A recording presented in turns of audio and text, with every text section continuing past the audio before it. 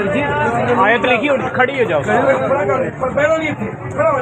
السلام علیکم ناظرین. لاہور اچھرا بازار میں ایک خاتون جو کہ ایسے لباس میں ملبوس تھیں کہ جس سے ایسا لباس ضبطاً کیا ہوا تھا کہ جس پر قرآنی آیات ایسے الفاظ لکھے گئے تھے، جس کو دیکھ کر لوگوں نے اس خاتون کو خوب آڑے ہاتھوں لیا، اس کے گرد گھیرا تنگ کر دیا، جس کے بعد متعلقہ تھانے کی پولیس اور علماء کرام بھی موقع پر پہنچ گئے اور عوام سے خاتون کو بچا کر لے گئے.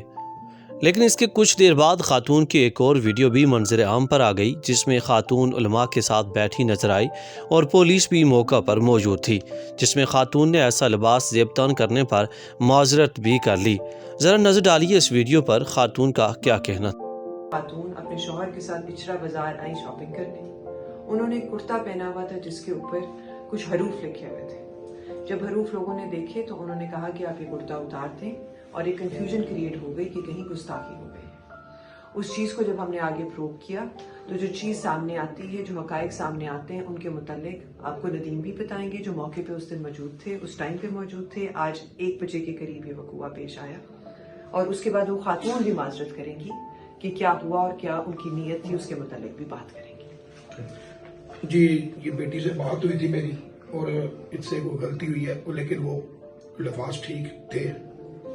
ویسے ڈیزائننگ اس کی بنی ہوئی تھی، لیکن لوگوں نے دیکھا کہ یہ خرابی کا باعث بن رہا ہے تو یہ بہن آئی. انہوں نے کہا جی آئندہ کے بعد ایسا لباس نہیں پہنیں گے، تو یہ انہیں معاف کر دیا گیا. السلام علیکم. میں اچھرا بازار گئی اور میں نے یہ جو کرتا پہنا تھا یہ میں نے ڈیزائن سمجھ کے لیا ہے. مجھے نہیں پتا تھا اس پہ کچھ اس طرح کا لکھا ہے جس سے لوگ یہ سمجھیں گے کہ یہ شاید کوئی عربی لکھی ہے، اور میری ایسی کوئی نیت نہیں تھی، اور یہ جو بھی ہوا لا علمی میں ہوا ہے. لیکن میں پھر بھی معافی مانگتی ہوں. قرآن، سنت اور نعوذ باللہ ہم سوچ بھی نہیں سکتے مسلمان ہو کے کہ ہم گستاخی کریں گے یا گستاخی رسول کریں گے.